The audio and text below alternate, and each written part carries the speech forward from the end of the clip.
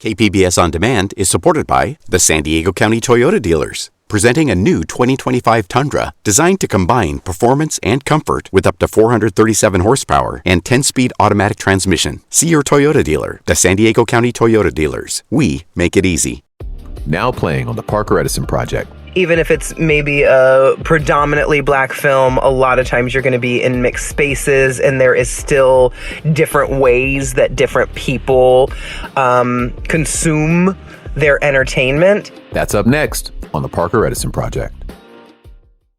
KPBS On Demand is supported by the San Diego County Toyota dealers, offering a new 2025 lineup of vehicles at your local Toyota dealer, including a new Tacoma with turbocharged 4-cylinder engines and a hybrid powertrain option. The San Diego County Toyota dealers. We make it easy. You are listening to the Parker Edison Project on KPBS, with my main man, Parker Edison, P.E. the Great. Good morning, and welcome to the Season 3 finale of the Parker Edison Project. If you've been with me the last 11 weeks, you know the theme of this season is geopolitics. How does this ep fit? Well, geographically speaking, this ep is at the movies. See what I did there? Every ep, I get 2 or 3 questions in the DMs of the PEP on KPBS Twitter page. That's the PEP on KPBS on Twitter. Of course, the number one subject is rap facts. People always want to talk about that. But the second thing I get is movie questions. Which ones do I like? Favorite genres? A lot of requests for movie recommendations. So for this ep, I'm going to answer some of those cues and get you a couple titles. So, pull this up right now. I'm going right to my phone. Hold up, give me a sec. Let me find one of these. All right, I'm gonna mix up a little bit of the Twitter handles just so that, these people get their little anonymity. Andy Bird 91 asks, what's the GOAT movie? GOAT means greatest of all time. I have 2 answers, Casablanca and Fargo. Both are short, they're unique, they're beautifully shot stories, they got this whole timeless quality. That's it. Let's say Jennifer with the G. Jennifer with the G asks, what's your guilty pleasure? In parentheses, something you'd be ashamed to admit. Mean Girls. It's Mean Girls. Mean Girls, Tina Fey, Amy Poehler is hysterical. I've probably seen that 100 times. Got a ton of quotables. It's so fetch. Do one more. North Carolina Z asks, what movie would I watch on a desert island? That's a good one. 50 First Dates with Adam Sandler. It might be too on the nose, but so be it. And F it, we'll do one more. Let's say Lit Thimble asks for a movie that resonates with me. She says hers is Lost in Translation. She relates to feeling alien. I fully understand that. Again, good question, Lit Thimble. Actually, a friend of mine just suggested something dope. So, yeah. Who are you and what do you do for a living? My name is Jacole Kitchen. I am the Director of Arts Engagement and In-House Casting at La Jolla Playhouse. Holy smokes, what does that job entail?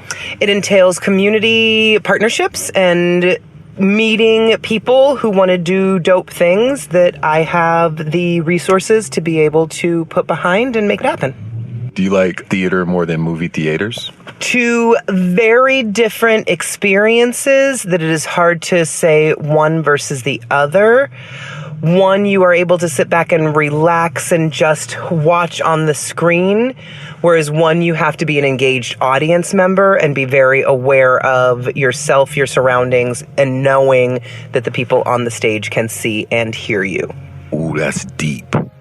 That is absolutely deep. It is interactive in that way. It is. Even when you're not actually interacting, it's interactive in knowing they can see me. Woo.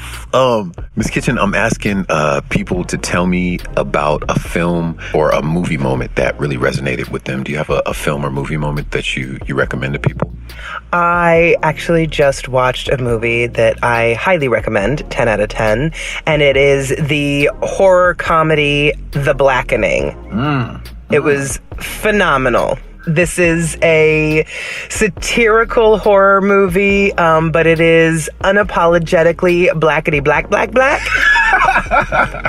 And it made for a very pleasant movie-going experience for this light-skinned girl who has also been described as unapologetically blackety black. As a moviegoer, is that a rare thing for you that it connects with you on that level? Yes, because I think that in a lot of ways, this movie was for, by, about us. And a lot of times, even when you're in mixed spaces, when you're in the movies, and even if it's maybe a predominantly Black film, a lot of times you're going to be in mixed spaces, and there is still different ways that different people consume their entertainment. And there was something about being in this unapologetically Black space that just allowed for more freedom. I will say I clapped out loud during the movie, and not in that, oh, that was a beautiful moment, but in that, yes, kind of clap. I definitely found myself whispering to my theater-going companion, this is what's about to happen. Mm-hmm. There was a moment, I don't want to spoil the moment for future moviegoers, but there was a moment where the audience, based on how it was presented on the film, was highly encouraged to have a musical moment together. Mm-hmm, mm-hmm. And it was surprising and satisfying in ways that I would not have imagined. And it was also clever and witty, and you had to be paying attention and leaning into everything or you would miss something. There was definitely a moment where I guffawed out loud, and I was the only person in the theater that did. Mm-hmm. There are so many little seeds that are planted throughout the film that once you see what was cultivated from that scene, just perfection. What's the name of the movie again? The Blackening. Jacole clearly dug the viewing experience as much as the movie itself, and I understand why. Being in the same place physically with people who are in the same place as you are mentally makes it so much easier to enjoy the moment. For decades now, late night screenings of the Rocky Horror Picture Show have galvanized that kind of camaraderie. It's one of my favorite parts of the cinema experience, but everyone gets something different. For instance, I'd say my next guest is into the meaning or philosophy of the stuff he's watching. What's your name? I am Michael Tyrone Delaney. What do you do for a living, sir? So I'm a photographer and just general artist, I would say. I do a lot of, like editorial photography for New York Times and like GQ, that kind of stuff. How'd you get into that line of work? Well, I moved to LA in my early 20s, and I was a pizza delivery guy. Kind of this culture shock of going from like the suburbs of San Diego to the mean streets of Los Angeles. And so I would just walk around while I was doing my deliveries and just take photos of like all the random shit I would see. So my boss hated me though, because I would be late from all my deliveries. I'd be like, sorry, like, I just found a piece of trash that looked really cool, and like I had to photograph it. So I started on my iPhone, and one of my friends, who's a really good photographer, Cindy, she was like, you should start doing portraits of people. I really didn't know what the hell that meant, but I was like, let me try it. So I started photographing my friends and my friends' bands and stuff because I was playing music at the time. It kind of just snowballed from there. And right before the pandemic, I had my first editorial assignment of this rap group, Griselda. It was a shaky one because they're like just some rough dudes. Like they were yelling at me, and it was a wild shoot. But I was like, okay, if I can make it through this shoot, I think I'll be fine. So I was like, I need to figure out how to become a professional photographer. And that's around the time I started shooting for New York Times, and it just snowballed from there. Yeah. So it's been like 3 years of doing that full time, and I love it. I love how you just mentioned Griselda, like they're not the new Wu-Tang, like they're not like the most prominent rap movement, definitely out of the Buffalo, New York area right now. They're incredible, and I love their music. They were just mean to me. We have beef, but it's all good. That lines up. I don't want Conway to be a super nice guy. Like that doesn't go with the rap flow to me. Like it's hard to get them all together. Like if you look online, there's not that many photos of them all together. But yeah, like one was like an hour late. The second one was 2 hours late. The third one was 3 hours late. And so it was just like me awkwardly sitting in a hotel room with them. They didn't want to talk to me. They were just like doing their own thing. But West Side Gun was like, why the fuck are we shooting at a hotel? But like they picked the location, and it's like this nice ass hotel. And he's like, I'm not nice. I'm not a nice guy. He had like a videographer with him. So that footage exists somewhere of West Side Gun yelling at me. Is that one of your standout moments? Do you have a piece of work or an accomplishment that really still resonates with you? In general, it's just cool to be put in those situations. Even though it was like a little scary, it was like, okay, this is a once in a lifetime weird thing that happened. And I think, shooting with people like Samuel L. Jackson, truly iconic. And yeah, getting to meet all these people that I grew up watching or listening to. Got to shoot with Mike Judge. He did, Beavis and Butthead and King of the Hill and stuff. And like, I got to go to his house and hang out with him. There's just like all these little special moments that are really cool. And like I know my younger self would be like, what the hell? Like, how'd you do that? But then also the past year, I've gotten more into photojournalism. This story just came out in New York Times about a dance class in a prison called Words Uncaged. And so I got to photograph that. It was just a mind-blowing experience walking into a prison, first of all, and then going to this dance class, because basically at the beginning of it, they all write something, whether it's like a letter to a loved one or a poem or just whatever. Hearing them tell their stories and like of how they ended up in prison, like most of them are lifers, so like they'll probably just be there for the rest of their lives. But hearing them talk about the transformation that they've gone through with being in this class, and like, yeah, so it was beautiful. I think being able to create like positive imagery of these people was really important to me, because I think photography is used to subjugate these people, like especially with, like mug shots or whatever. It's like, okay, they're photographing them at their lowest. And so if they go to the appeals court, it's like they're stuck in time at their lowest point. And like, it doesn't show their transformation or their growth as a person. So to be able to document them in a positive light and show that transformation was just a beautiful experience. When you point out the juxtaposition of what you're doing to the mugshot, that floors me, bro, because that is one of the ways that they kind of keep them in that stigma, freeze framed in the crime that got them put there. Like, wow, that's heavy, sir. Yeah, even just seeing them dancing together, because it's like kind of modern dance. And so they're having to like, touch each other, like pick each other up and like be really intimate with each other. It was just incredible to see. You can check out that piece. I'll attach it to this episode. And then on a lighter segue, heard you're a movie fan. Yes, no? Absolutely. Do you think there's a connection? Because historically, photos and movies, they go together like Forrest and Bubba Gump. Do you think there's a common factor that draws you to both? Something I've been thinking about recently is, objectivity versus subjectivity in photography or filmmaking, specifically documentary filmmaking, and how it's all a big lie, pretty much. I think a lot of documentary purports itself to be like, this is the truth, but it's always, framed through someone's eyes and someone's perspective. And I think it's a fine line that as artists and filmmakers, photographers, whatever, we have to, be conscious of and realize that it is a lot of responsibility to make art and to, try to represent something that is real.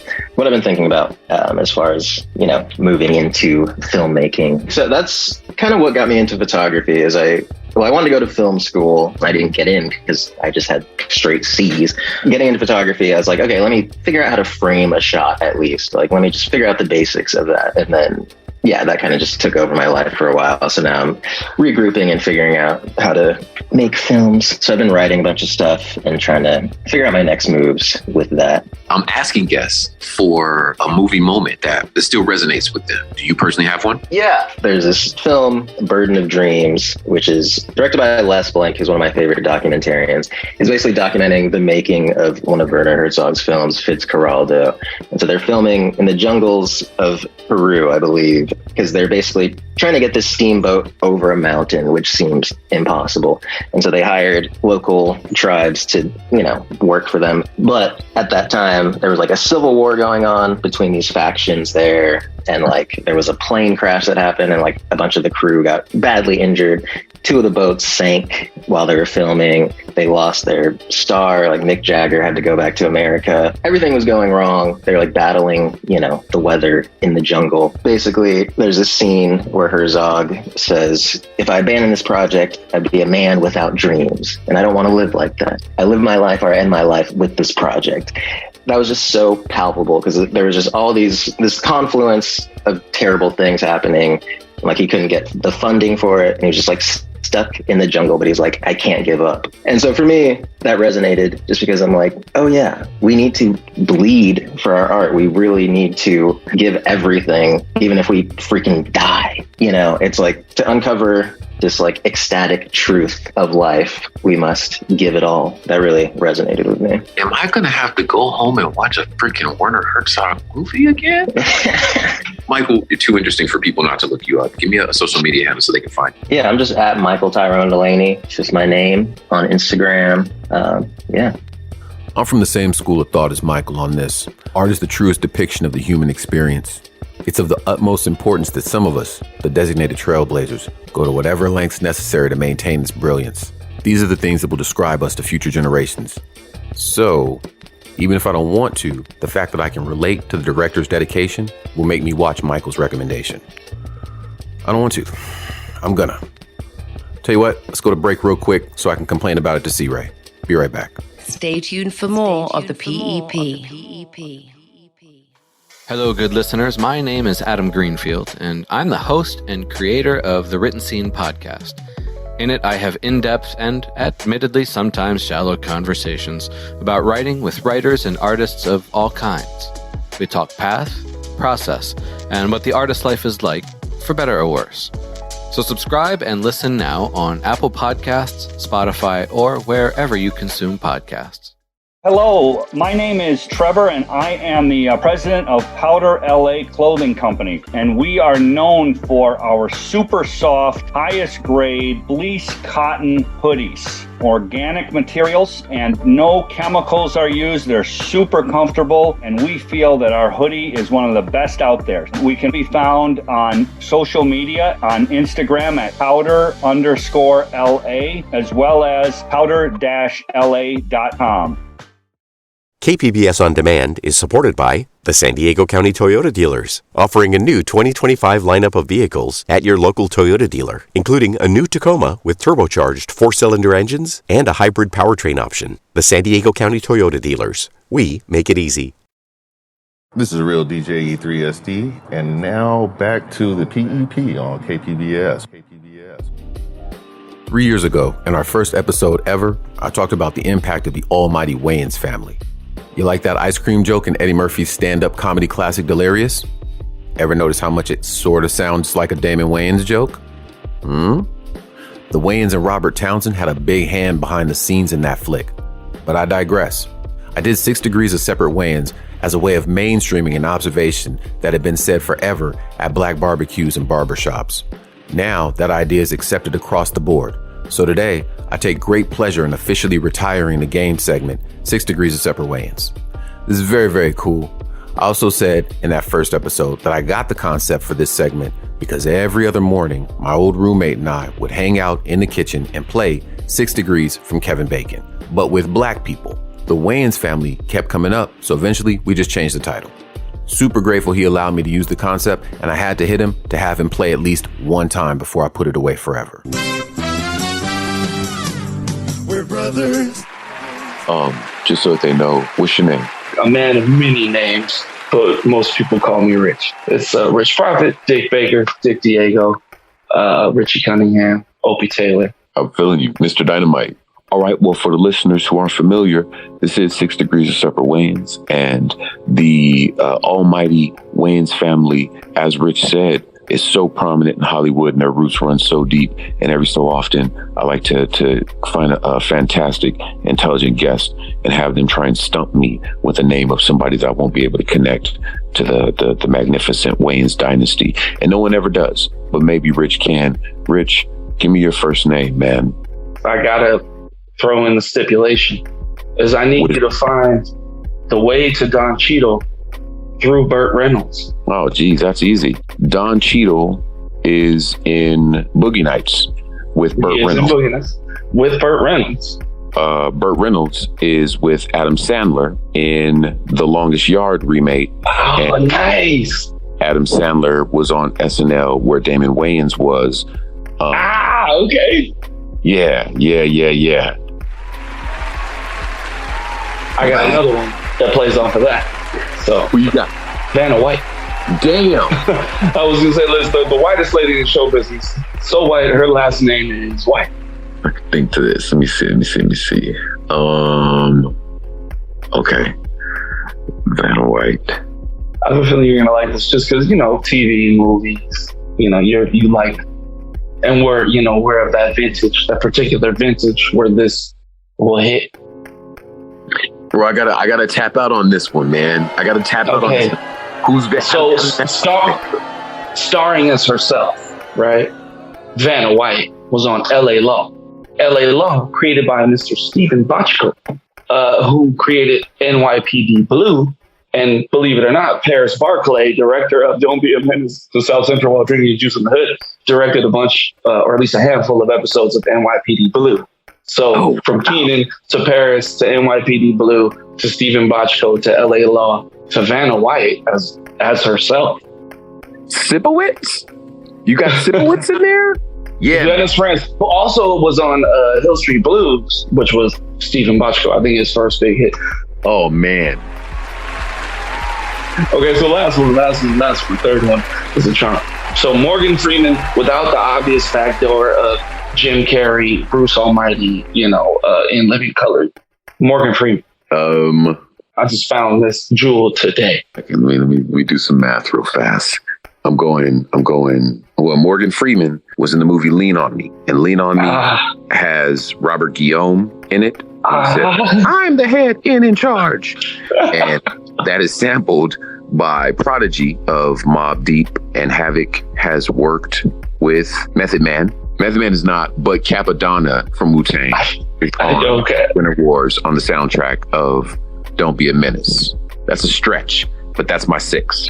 So check this out. Keenan Ivory and Robert Townsend starred in a bit called Rock Cops back in the day. Robert Townsend was in Meteor Man with James Earl Jones. James Earl Jones was in Field of Dreams with Kevin Costner. Kevin Costner was in Prince of Thieves with Morgan Freeman. My work here is done. Bruh, give my guy a round of applause. Everybody, please give me the clap. All I did was keep uncovering another layer and another layer, another layer. It's pretty awesome, and it goes back to a movie called The Hollywood Shuffle. It's really cool to see how things have progressed for Black people, African Americans, however you want to put it, in modern entertainment, that the family has grown so prominent, so successful, so prolific. And I love Hollywood Shuffle, bro. I love it. The big boss, Rich Baker. Appreciate you. Yeah, be good, be great. We're brother.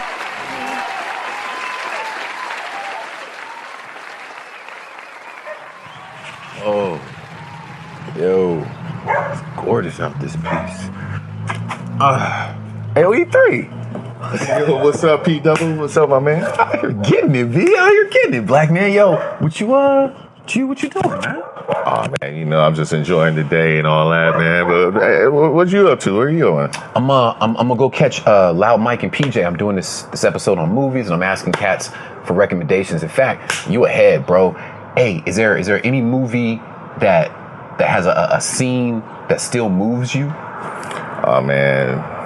There was a scene recently in Amsterdam by Christopher Nolan with Denzel Washington's son and Margot Robbie when they reunited after. But I'll let y'all watch that. But I'm telling you, that scene right there, when you see it, you know what I'm talking about. You know what I mean? What was the name of that flick? Amsterdam. It's Christopher Nolan, dude who did Batman, and he did Tenet. Yeah, I definitely suggest people check that out. You know what I mean? For sure. I'm gonna do that. I'm a huge Christopher Nolan fan. He fire all the time. But yo, what you working on these days? I know you always got your hands in something. Yo, I told you I wanted to get up with you about that one mixtape. I remastered some of your joints and also threw in some stuff with Invisible Ponchos, Talking, and Tall Shadow with Nate Hubbard. Emphasized Admiral Atlas, but also definitely wanted to include the Scatterbrain tributes to both LPSD with Back At You with the Realness, and Sketch, Etch a Sketch with the Vertical Joyride, two very personal friend of ours, you know what I mean? So the name of the mixtape is DHSD, which stands for Dead Homie Sell Dope. And I was just motivated to make it because, approaching 50 years of hip hop and everything, we've lived long enough to see a lot of our good friends pass on and whatnot. And a lot of times they made really dope music. So secretly, Dead Homies Sell Dope is Dead Homies Sell Dope music. There's a lot of our homies that have passed on that made a lot of dope music. And I just want to raise awareness to that. Hey, just real fast, tell them your name, bro. DJ E3, also known as the real DJ E3SD on Instagram and other social media. San Diego, all the way. Hey, that's my guy. You dig? Yadada? Dude is my favorite mixtape DJ in the city. Always has been. He recommended Christopher Nolan's Amsterdam, which I gotta see. Other movie recs were The Blackening by Tim Story, Burden of Dreams by Les Blank, and I'm adding Winter's Bone by Deborah Granick and Glass Onion by Ryan Johnson. Now that should keep you busy for at least the weekend. E3's mixtape will be available on the ParkerEdisonProject.com. It's full of local talent. I've been running it like the last 2 months, and it's bona fide fire. He name-checked one of the artists that caught my ear, so I hit that cat up to see if we could get him and spin the track for you right now. What's your name and where you from, boss? My name is Dago Fats. I'm from San Diego, California. Born and raised. Right off of Man on Man, Willie James Jones. 3 blocks from Lincoln High School. Nice. I want to talk to you about music, but before I do, this episode is about movies, and I'm asking everyone for one of their favorite movie scenes, but I'm going to flip it on you, man. What's a movie that you never liked? Total Nash. Terrible. One of the worst movies I've ever seen in my life, without a shadow of a doubt. Every time somebody said bad movie, Total Nash. Worst movie I've ever seen. Bro, you had that one in the chamber. Like that? Okay. Top 5 worst movies I've ever seen in my life. I'm not mad at that, man. That sounds about right. I don't want to leave you hanging out there, so I'm going to put myself in the same category, and I'm going to put Will Smith's Gemini Man when he plays Tua himself. I watched it, and I didn't really watch it. So I can say it probably was not that good of a movie since I toned out on it, but yeah. I'll get you your money back too. Yeah. Oh, no, I definitely didn't pay for it. That was on TV. It was free. Yeah. A friend of mine, DJ E3, was telling me he put together this mixtape and it features a bunch of local artists, and you're one of the cats that's on there. You know the one I'm talking about? Yeah, Chicken Flavor, of course. Word. What inspired it? Man, all I ever needed was back Chicken Flavor ramen noodles, man. I was just talking about the struggle, man. A common struggle that I think transcends race, age, everything, If you grew up in any kind of struggle, at some point you ate ramen noodles. Do you mind if we run this track right now so listeners can hear it? Yeah, man, play that. Hey, do me a favor, do an intro real fast and I'm gonna jump into it. What's up, everybody? This is Dago Fats, and you're about to listen to Chicken Flavored by me. All I ever needed was a pack of chicken flavor ramen noodles. All I ever needed was a pack of chicken flavor ramen noodles. All I ever needed was a pack of chicken flavor ramen noodles. All I ever needed was a pack of chicken flavor ramen noodles. Story time. Look, I used to be on my last leg with my last pack. I was half fed. Money was Peter of Dankledge. I was COVID bonds, didn't have bread. I used to borrow my Wi-Fi. We was Netflix and a jail spread. But I talked smooth, so my demon friends always played cool. Gave me hell head. Wish it was all cool, even though it wasn't. Hopped out my ways, I was so reluctant. Said on being an endo was so incumbent. Zappy's Pizza and gym with my Yoda cousin. Used to cut off my lights, but that wasn't nothing. Had the vision, you might just be on to something. That's what's missing from smoking and politicking while we fishing. I hopped in that driver's seat and I was driven. Ooh, knew since the 4th grade. That's what I be doing. Threw me all shade, so I'm used to it. All that new hate that they throwing missing like I've been here before. Cause after that rent was paid and the car notes and insurance saved, I was dead broke coming off the slave. Knew what I'd be getting once I walked in the store like. All I ever needed was a pack of chicken flavor ramen noodles. All I ever needed was a pack of chicken flavor ramen noodles. Mama said, do you want beef or chicken noodles? All I ever needed was a pack of chicken flavor ramen noodles. Oh, mama, he said, burn, shut mama, all I ever needed was a pack of chicken flavor ramen noodles.